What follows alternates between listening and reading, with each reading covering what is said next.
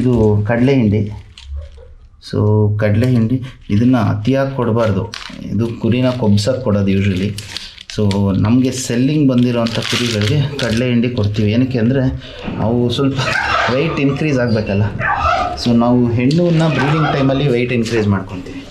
ಎಲ್ಲ ಟೈಮಲ್ಲೂ ಅದಕ್ಕೆ ವೆಯ್ಟ್ ಇನ್ಕ್ರೀಸ್ ಮಾಡೋ ನೆಸೆಸಿಟಿ ಇರೋಲ್ಲ. ಸೊ ಬ್ರೀಡಿಂಗ್ ಟೈಮಲ್ಲಿ ಮಾತ್ರ ಅದನ್ನು ವೆಯ್ಟ್ ಇನ್ಕ್ರೀಸ್ ಮಾಡ್ಕೊಂಡಾಗ ಅವನ್ನ ಹೆಲ್ದಿಯಾಗಿ ಮೇಂಟೈನ್ ಮಾಡಿ ಅದಕ್ಕೆ ಬ್ರೀಡಿಂಗ್ಗೆ ಪರ್ಪಸ್ ಯೂಸ್ ಮಾಡಿ ಅದು ಮರಿ ಹಾಕೋವರೆಗೂ ಅದನ್ನು ಹೆಲ್ದಿಯಾಗಿ ಮೇಂಟೈನ್. ಬಟ್ ಸೆಲ್ಲಿಂಗ್ ಟೈಮಲ್ಲಿ ಗಂಡು ಕುರಿಗಳನ್ನ ನಾವು ಚೆನ್ನಾಗಿ ಇಟ್ಕೊಂಡಿಲ್ಲ ಅಂದರೆ ಇವಾಗ ತೊಗೊಂಡೋಗೋನಿಗೂ ಲಾಭ ಇಲ್ಲ, ನಾವು ಮಾರೋರ್ಗೂ ಲಾಭ ಇಲ್ಲ. ಸೊ ಹಂಗಾಗಿ ಆ ಟೈಮಲ್ಲಿ ಕಡಲೆ ಹಿಂಡಿ ಸ್ವಲ್ಪ ಕೊಡ್ತೀವಿ. ಸ್ವಲ್ಪ ಅಂದರೆ ಡೈಲಿ ಕೊಡ್ತೀವಿ, ಚೂರು ಪೋರ್ಷನಲ್ಲಿ, ಯಾಕಂದರೆ ಅದು ಕಾಸ್ಟ್ಲಿ, ಸೊ ಎಕ್ಸ್ಪೆನ್ಸ್ ಆಗುತ್ತೆ. ಸೊ ಹಂಗಾಗಿ ಆದಷ್ಟು ನೋಡ್ಕೊಂಡು ಗರಿಷ್ಠ ಪ್ರಮಾಣದಲ್ಲಿ ಅದಕ್ಕೆ ಎಷ್ಟು ಬೇಕೋ ಅಷ್ಟು ನೋಡ್ಕೊಂಡು ಕೊಡ್ತಾ ಹೋಗ್ತೀವಿ.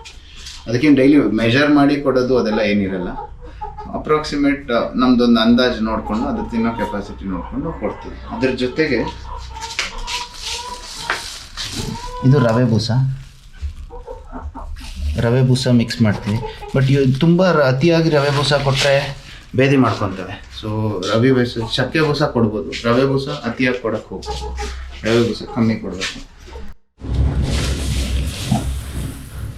ಕಡಲೆ ಒಟ್ಟು, ಸೊ ಇದು ಎಲ್ಲದಕ್ಕೂ ಕೊಡ್ತೀನಿ, ಗಂಡು ಹೆಣ್ಣು ಮರಿಗಳಿಗೆ ಎಲ್ಲದಕ್ಕೂ. ಕಡಲೆ ಒಟ್ಟನ್ನ ತುಂಬ ಚೆನ್ನಾಗಿ ತಿಂತವೆ.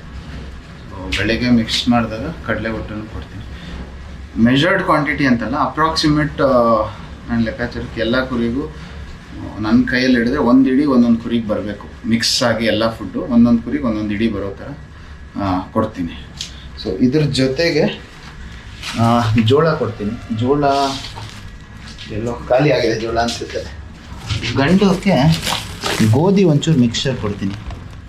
ಸೊ ನಾವೇನು ಗೋಧಿನ ಗಂಡು ಕುರಿಗಳಿಗೆ ಮಿಕ್ಸ್ ಮಾಡಿ ಕೊಡ್ತೀನಿ ಬೆಳಿಗ್ಗೆಗೆ. ಸೊ ಗೋಧಿ ತಿನ್ನೋದ್ರಿಂದ ಏನಂದರೆ ಫೈಬರ್ ಕಂಟೆಂಟ್ಸ್ ಚೆನ್ನಾಗಿರೋದ್ರಿಂದ ಮೀಟಲ್ಲಿ ಫ್ಯಾಟ್ ಡೆವಲಪ್ ಆಗೋದು ಸ್ವಲ್ಪ ಇದು ರೆಡ್ಯೂಸ್ ಮಾಡುತ್ತೆ. ಹೆಂಗೆ ಕಡಲೆ ಹಿಂಡಿ ಫ್ಯಾಟ್ ಹೈ ಮಾಡುತ್ತೋ ಫ್ಯಾಟ್ ರೆಡ್ಯೂಸ್ ಮಾಡುತ್ತೆ. ಅದು ಏನಕ್ಕೆ ಅಂದರೆ ಹಾರ್ಟ್ ಅಟ್ಯಾಕ್ ಆಗಿ ಸಾಯೋವಂಥವನ್ನ ಸ್ವಲ್ಪ ತಡೀತದೆ ಗೋಧಿ ಅಂತ. ಅದೊಂದು ಅಳವಡಿಸ್ಕೊಂಡಿದ್ದೀನಿ. ಸೊ ಇದು ಬಿಟ್ಟು ರಾಗಿ ಹುಲ್ಲು, ಒಣಹುಲ್ಲು ರಾಗಿ ಹುಲ್ಲು ಕೊಡ್ತೀನಿ, ಅದನ್ನು ತೋರಿಸ್ತೀನಿ. ಅದು ಚಾಪ್-ಕಟ್ರಲ್ಲಿ ಕಟ್ ಮಾಡೇ ಕೊಡ್ತೀನಿ, ಯಾಕಂದರೆ ಹಂಗಂಗೆ ಹಾಕಿದ್ರೆ ಚೆನ್ನಾಗಿರೋದು ತಿಂತವೆ, ಬಿಟ್ಬಿಡ್ತವೆ. ಚಾಪ್-ಕಟ್ರಲ್ಲಿ ಕಟ್ ಮಾಡೋದ್ರಿಂದ ಫುಡ್, ಯಾವುದೇ ಫುಡ್ ಕೊಡೋದು ಶಾಫ್ಟ್-ಕಟ್ರಲ್ಲಿ ಕಟ್ ಮಾಡೋದ್ರಿಂದ ನಾವು ಕೊಡೋ ಕ್ವಾಂಟಿಟಿನೂ ನಮಗೆ ಗೊತ್ತಾಗುತ್ತೆ. ಯಾಕಂದರೆ ಹುಲ್ಲು ತಂದು ನಾವು ಒದರ್ಬಿಟ್ರೆ ಅದ್ರ ಮುಂದೆ ತುಂಬ್ದಂಗೆ ಕಾಣುತ್ತೆ, ಬಟ್ ಆ್ಯಕ್ಚುಲಿ ಕ್ವಾಂಟಿಟಿ ಇರಲ್ಲ. ಅದು ಶಾಫ್ಟ್-ಕಟ್ರಲ್ಲಿ ಕಟ್ ಮಾಡೋದ್ರಿಂದ ಏನಾಗುತ್ತೆ, ಸೊ ನಾವು ಎಷ್ಟು ಹಾಕ್ತಿದ್ದೀವಿ ಅನ್ನೋದು ಅಪ್ರಾಕ್ಸಿಮೇಷನ್ ನಮಗೂ ಇರುತ್ತೆ. ಅವು ತಿಂತಿದ್ದಾವೋ ಇಲ್ವೋ ಅಂತ ನಮಗೂ ಗೊತ್ತಾಗುತ್ತೆ.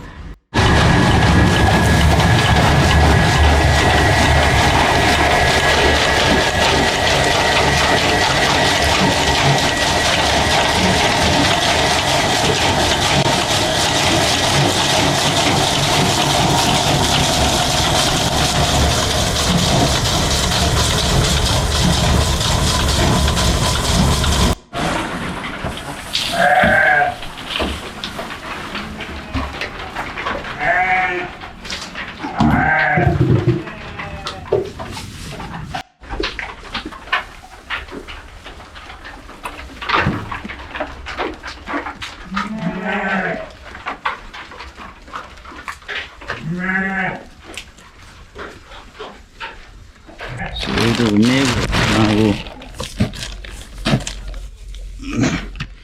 ಬೆಲ್ಲ, ಉಪ್ಪು, ಜೋಳಕಡ್ಡಿ ಅಂದರೆ ಜೋಳ ಇರೋವಂಥದ್ದೇ ಹಾಕಿದ್ರೆ ಇನ್ನೂ ಒಳ್ಳೆಯದು. ಸೊ ಅದು ಹಾಕಿ ಮಿಕ್ಸ್ಚರ್ ಕೊಟ್ಟು, ಸೊ ಅದರಿಂದ ಮಾಡಿರೋದು. ಇದು ಏನಾಗುತ್ತೆ, ಸ್ಮೆಲ್ ಇರುತ್ತೆ, ಶುಸಿ ಬೆಲ್ಲ ಇರೋದ್ರಿಂದ, ಬೆಲ್ಲ ಮಿಕ್ಸ್ಚರ್ ಇರೋದ್ರಿಂದ ಟೇಸ್ಟು ಸಿಗುತ್ತೆ. ಹಳೇದಾಗುತ್ತೆ ಬಟ್ ಟೇಸ್ಟು ಸಿಗುತ್ತೆ, ಒಳ್ಳೆ ಟೇಸ್ಟು. ಬಟ್ ಒಂದೇ ಏನಂದರೆ ಡಿಸ್ಅಡ್ವಾಂಟೇಜ್ ಏನಂದರೆ, ನೀವು ಅದನ್ನು ಓಪನ್ ಮಾಡಿದಾಗ ಮತ್ತೆ ಏರ್ ಟೈಟ್ ಮಾಡಿ ಕಟ್ಟಿಡಬೇಕು. ಇಲ್ಲಾಂದರೆ ಅದು ಒಳಗಡೆ ಗಾಳಿ ಸೇರಿಕೊಂಡ್ರೆ ನಿಮ್ಮದು ಫ್ಲೇವರ್ ಹೋಗ್ಬಿಡುತ್ತೆ, ಹಾಳಾಗುತ್ತೆ. ಅದು ಅಂದರೆ ಕೊಳೆಯಲ್ಲ, ಫಂಗಸ್ ಬರುತ್ತೆ ಸ್ವಲ್ಪ ವೈಟ್ ಕಲರು. ಸೊ ಅದನ್ನು ನಾವು ಆದಷ್ಟು ಅವಾಯ್ಡ್ ಮಾಡಬೇಕು. ಉಪ್ಪು ಜಾಸ್ತಿ ಯೂಸ್ ಮಾಡಿದಷ್ಟು ಅದು ಕಮ್ಮಿ ಆಗುತ್ತೆ.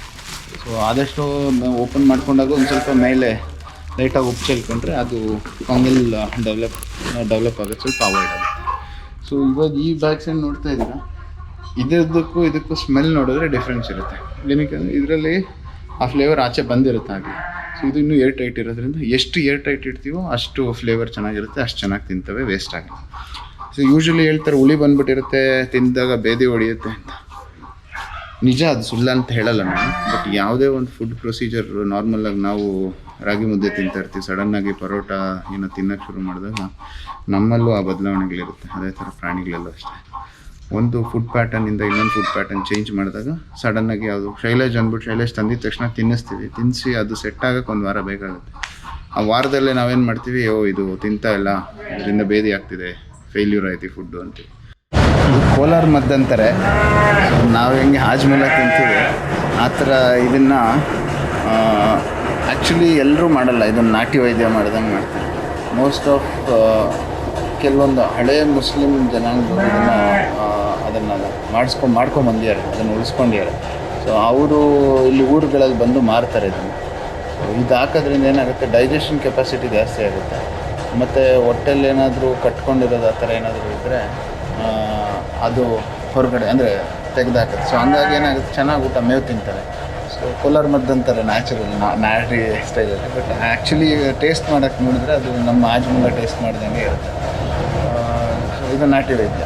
ಸೊ ಇದನ್ನು ಯೂಶ್ವಲಿ 15 days ಒನ್ಸ್ ನೀರಲ್ಲಿ ಮಿಕ್ಸ್ ಮಾಡ್ತೀನಿ. ಸೊ ದಟ್ ಅವ್ರು ನೀರು ಜೊತೆಯಲ್ಲಿ ಅದನ್ನು ಕುಡಿದ್ರೆ ಹೊಟ್ಟೆ ಎಲ್ಲ ಸ್ವಲ್ಪ ಕ್ಲೀನ್ ಆಗುತ್ತೆ. ಅದು ಬಿಟ್ಟರೆ ಲಿವೋಟೆಸ್ ಯೂಸ್ ಮಾಡ್ತೀನಿ, ಲಿವರ್ ರಿಲೇಟೆಡ್. ಇನ್ ಕೇಸ್ ಯಾವಾಗಾದರೂ ಒಂದು monthly once or 1.5 month once ಎಲ್ಲವಕ್ಕೂ 5 ml 10 ml based on the weight, body weight ಮೇಲೆ ಕೊಡ್ತೀನಿ. ಸೊ ಏನಾದರೂ ಲಿವರ್ ರಿಲೇಟೆಡ್ ಇನ್ಫೆಕ್ಷನ್ಸ್ ಇದ್ದರೆ ಕ್ಲಿಯರ್ ಆಗುತ್ತೆ. ಡಿವಾರ್ಮಿಂಗ್ ಒಂದು ಮಾಡ್ತೀನಿ. ಡಿವಾರ್ಮಿಂಗ್ಗೆ ಐವರ್ಮೆಕ್ಟಿನ್ ಯೂಸ್ ಮಾಡ್ತಾಯಿದ್ದೀನಿ. ಬಟ್ ಇದು ಸ್ವಲ್ಪ ಡೇಂಜರಸ್. ಪ್ರಿಸ್ಕ್ರಿಪ್ಷನ್ ಇಲ್ಲದೆ ಯೂಸ್ ಮಾಡೋದು ಬೇಡ ಇದನ್ನು. ಯಾಕಂದರೆ ಇದು internal and external both use ಆಗುತ್ತೆ. ಎಫೆಕ್ಟಿವ್ ಇದೆ, ಜಾಸ್ತಿ ಎಫೆಕ್ಟಿವ್ ಇದೆ. ಡೋಸೇಜ್ ಸ್ವಲ್ಪ ಜಾಸ್ತಿ ಆದರೂ ಕುರಿ ಸಾಯೋ ಚಾನ್ಸ್ ಕೂಡ ಇರುತ್ತೆ. ಸೊ ಫಿಸಿಷಿಯನ್ ಗೈಡೆನ್ಸ್ ಇಲ್ಲದೆ ಇದನ್ನು ಯೂಸ್ ಮಾಡೋದು. ಅದು ಬಿಟ್ಟರೆ ಈ ಬೂಸ್ಟರ್ಸ್ ಯೂಸ್ ಮಾಡ್ತೀನಿ. ಯಾವುದಾದ್ರೂ ವೀಕ್ ಇತ್ತು, ಅದು ಸ್ವಲ್ಪ ಸುಸ್ತಾಗುತ್ತೆ ಅನ್ನೋದಾಗ ಅದರ ಏನಂತಾರೆ ಇಮ್ಯುನಿಟಿ ಬೂಸ್ಟಿಂಗ್ಗೆ ಈ ಬೂಸ್ಟರ್ ಯೂಸ್ ಆಗುತ್ತೆ. ಅದು ಬಿಟ್ಟರೆ ಕ್ಯಾಲ್ಶಿಯಮ್ ಇದೆ, ಕ್ಯಾಲ್ಶಿಯಮ್ ಕೊಡ್ತೀನಿ. ಸೊ ಇಲ್ಲೇ ಸೊ ಕ್ಯಾಲ್ಶಿಯಮ್ ಒಂದು ಕೊಡ್ತೀನಿ. ಸೊ ಅದೊಂದು ಏನಾಗುತ್ತೆ, ಕ್ಯಾಲ್ಶಿಯಮ್ ಇರೋದ್ರಿಂದ ಮರಿಗಳಲ್ಲಿ ಅಥವಾ ತಾಯಿಗಳಿಗೆ ಅದು ಸ್ವಲ್ಪ ಬೂಸ್ಟ್ ಇದಾಗುತ್ತೆ. ಸೊ ಇದೊಂದು ಮಿನರಲ್ ಮಿಕ್ಸ್ಚರ್ಸು. ಸೊ ಯೂಶ್ವಲಿ ವೆಟ್ ಶಾಪಲ್ಲಿ ಸಿಗುತ್ತೆ ಮಿನರಲ್ ಮಿಕ್ಸ್ಚರ್ಸ್ ಅಂತ. ಸೊ 500 ರೂಪಾಯಿಂದನೂ ಇದೆ 5 kg ಪ್ಯಾಕೆಟ್ಗಳಲ್ಲಿ.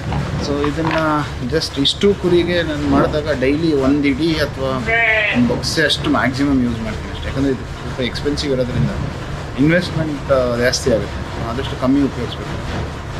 ನಾನು ಯಾವ ಥರ ಉಪಯೋಗಿಸ್ತಾ ಇದ್ದೀನಿ, ಈಗ ನನ್ನ ಗ್ರೋತ್ ಯಾವುದು, ತಾಯಿ ಮಗು ಅಥವಾ ಬ್ರೀಡಿಂಗ್ ಅಂಥವಕ್ಕೆ ಮಾತ್ರ ಕೊಡ್ತಾಯಿದ್ದೀನಿ. ಮಿನರಲ್ ಮಿಕ್ಸ್ಚರ್ಸ್ನ ಗಂಡುಗೆ ಕೊಡ್ತಾಯಿದ್ದೀನಿ. Mineral mixture basically it's a combination of many minerals you see. So ಈ ಮಿನರಲ್ಸ್ ಎಲ್ಲ ನೆಸೆಸಿಟಿ ಯಾವಾಗ ಗ್ರೋತ್ ಟೈಮಲ್ಲಿ ತಾಯಿ ಮಕ್ಕಳಿಗೆ ಇರುತ್ತೆ.